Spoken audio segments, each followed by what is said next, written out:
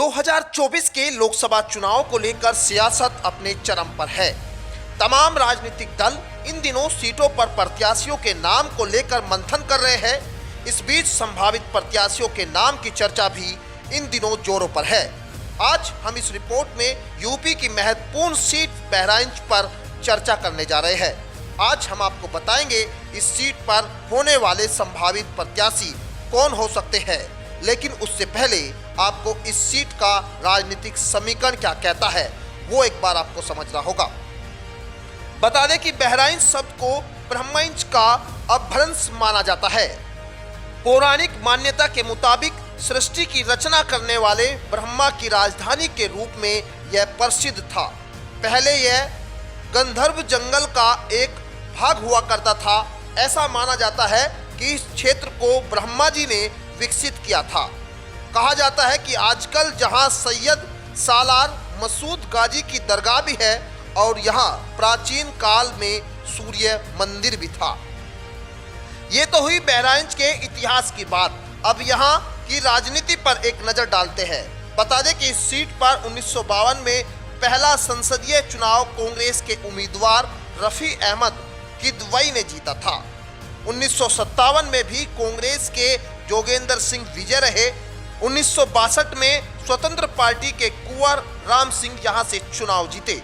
1967 में के नायर भारतीय जनसंघ, 1971 में कांग्रेस के उम्मीदवार पलदू राम शुक्ला, 1977 में ओम प्रकाश त्यागी चुनाव जीते। वहीं 1980 में इंदिरा गांधी की ओर से मौलाना सैयद मुजफ्फर हुसैन, 1984, 1989 में कांग्रेस की ओर से आरिफ मोहम्मद खान विजय हुए और 1991 में रुद्रसेन चौधरी, वहीं 1996 में बीजेपी की ओर से पदम सेन चौधरी यहां विजय हुए। 1998 में बीएसपी की ओर से आरिफ मोहम्मद खान ने यहां से बाजी मारी थी और 1999 में बीजेपी की ओर से पदम सेन चौधरी एक बार फिर यहां से सांसद बने। 2004 में एसपी की ओर से रुबाब सईदा, 2009 में कांग्रेस की ओर से फिर कमल किशोर, 2014 में बीजेपी की ओर से साध्वी सावित्री बाई फूले सांसद बनी। 2019 में बीजेपी की ओर से यहां से अक्षय बरलाल ने चुनाव जीता, जो वर्तमान में सांसद है।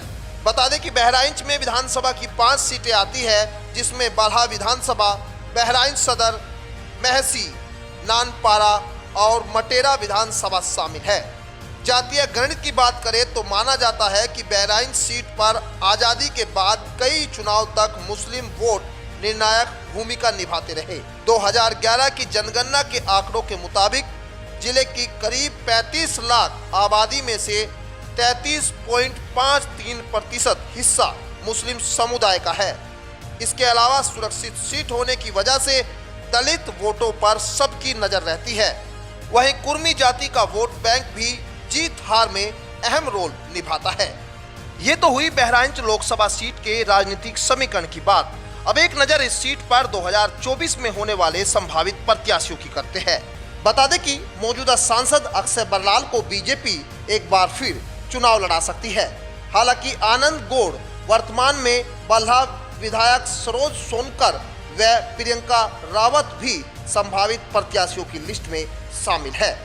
ऐसे में भाजपा किस पर दांव खेलती है ये देखना अभी दिलचस्प होगा। लेकिन बात अगर समाजवादी पार्टी की करें तो वहीं समाजवादी पार्टी की ओर से भी 2 नाम को लेकर चर्चा चल रही है, जिसमें रमेश गौतम व अगलू प्रसाद चौहान के नाम की चर्चा भी जोरों पर है। बात कांग्रेस की करें तो 2009 में कांग्रेस से सांसद रह चुके कमांडो कमल किशोर व लल्लन कुमार भी संभावित प्रत्याशियों की लिस्ट में माने जा रहे हैं। हालांकि सपा और कांग्रेस के बीच सीटों के बंटवारे में यह तय हो जाएगा कि सपा या कांग्रेस में से किसको प्रत्याशी बनाया जा सकता है। वहीं बसपा की ओर से बहराइच में किसी भी संभावित प्रत्याशी के नाम की चर्चा नहीं सुनाई दी। ऐसे में एक बार फिर बहराइच का चुनाव गठबंधन और भाजपा के बीच होता हुआ दिखाई दे रहा है। Bureau report, news 80 desk.